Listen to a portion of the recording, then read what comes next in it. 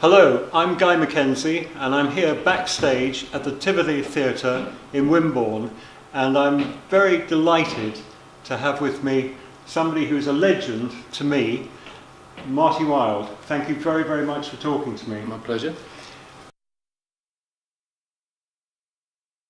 Marty, most people talk to you about the music and the stars of the 60s and the 50s, but I wanted to talk to you today about your guitars. Tell me, when did you get your first guitar, and do you have any particular memories of it? Well, I bought a very cheap guitar when I was about 12, I think I was 12. And because I'd been playing maybe a bit later than that, maybe 13, but wouldn't have been much later than that. And I had a ukulele to begin with, and because the tuning is very similar, some of the chords are similar, I was easy to move on to a guitar.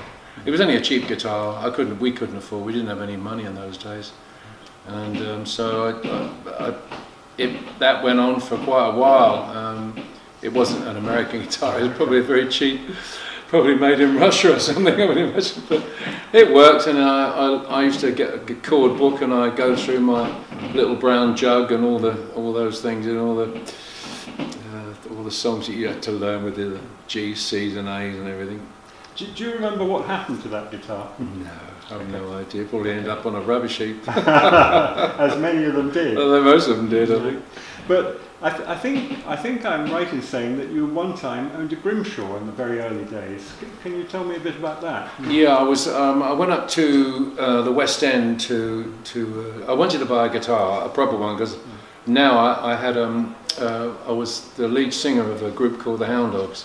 Right. And so we went up to the West End, and near Denmark Street, one of those shops there. And I looked all through these guitars, and I didn't like any of them because I didn't like gaudy guitars. I didn't like things that were bright colours and everything, and didn't mean anything to me at all. But this particular one I liked. It was jet black, and it had a white circle in the centre, and it just looked great. It looked good. It had a resonator on the back to increase the sound. Obviously, it was an old dance band guitar, and it was signed. It's signed by Emil Grimshaw, and anyway, it's ended up in the O2. It's in the O2 there. Oh, you still own it? Yeah, I still got it. Oh, that's tremendous. Yeah, I loaned it to the museum. Just and Marty, after that, your first electric guitar, if I remember rightly, was an Antoria, which in fact was a Guyatone LG50, but branded Antoria. Do you still own that? Do you have some memories of that? No, I didn't. I mean, most of the guitars that I wanted, I couldn't get. You know, I wanted. I would like to have had a Strat or a Gibson, but eventually I did a little bit later on in my career when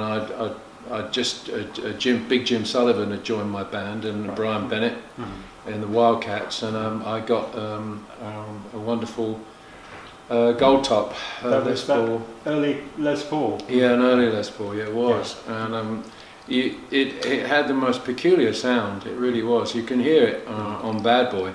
It's played on Bad Boy. Jim played that on there, and also on Danny, another track that I cut. It had a kind of well, it was its own sound. It was special, you know, and we used it. And I couldn't get a Strat at that point. But it had been owned originally by Sister Rosetta Tharpe. Oh, really? Yeah, and I think she'd pawned it or something like that. So I gather that she probably needed some money, or someone did. And I've seen a photograph of her with that, and I'm sure it was that guitar. It was a gold top. Right. So I'm pretty sure it was the same guitar. Good heavens, that's quite a provenance for a guitar. But Marty, I want to just bring you back to 1959, if I may, and just see if you remember this guitar. Yeah, I remember that. That was, I think Burns made it for me? Yes, it was a Jim Burns built guitar. Yeah. Was that about April, May 59? Yeah, it was about that point. Yeah, it was a very heavy guitar. Yeah. And it was totally original, obviously it was. Yeah. And in the end, I used it for a couple of gigs. I know I did, but then I sold it. No, I didn't sell it. No, I gave it away. I gave it away as I did with most of my guitars. I gave it away to a lady, and who was the daughter of an agent that I knew. So I said, you can have it. I would love to try and track that down, because that's a very, very rare guitar, and we think that that was the very first one that Jim Burns built in that style. So I'd love to talk to you afterwards, if I may, Marty, and see if I can find out a bit more about that. Yeah, I don't know. I never know what ever happened to a lot of those guitars. I mean, as I say, a lot of them got broke or smashed, or you know. I suppose if you could trace them, it would be an interesting story to trace some of those guitars, what actually did happen to them in the end. I mean, is that gold top still being played somewhere? You know, you know, it'd be nice to think it was. It's a very valuable guitar. The gold top. Yeah. But Marty, I normally see you now with a Gibson on stage, a Gibson acoustic. Is that the sort of guitar you like to use, or do you ever use an electric now? Yeah, no, I don't use electric. I've got some really nice electric guitars, but no, the band play electric, and I play mostly a sort of semi-acoustic sort of style. And my chord playing has always been quite limited, so I've got a good feel, but my chords are limited. You heard it here first, by the way. I have good feel, which is the important thing, I think. And but yeah, J200. I've always liked the J200, obviously because of the connection with Elvis and those guitar, and the D18. You know, the Martin D18. I like. I don't own a D18, but maybe it's one of these days I'll get around to buying one. But I have lots of some other really nice guitars, and an old Scotty Moore and things like that. Some I've got an old and an old Gibson and Gresh 6120, which is a beautiful guitar.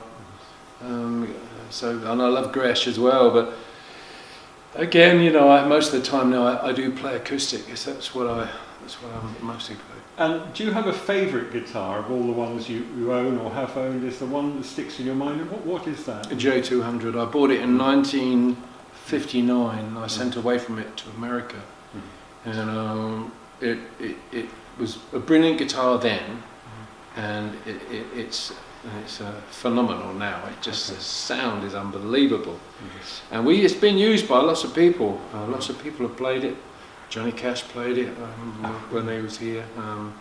Lonnie Donegan picked it up and heard a few verses on it, and so it's been played, and it's been played on quite a few hit records as well over the years. But it was a very special guitar. No, it still is. You know, it's very special to me. It's a Sunburst, and but now I own. I've got four J200s. Have you really? Yeah, okay.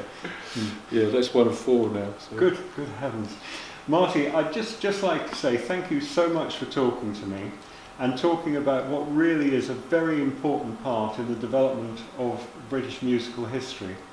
And Marty Wilde, MBE. Congratulations on 60 years in the business. Thank you. I'm looking forward to seeing you again, and I'm looking forward to seeing you for many years to come.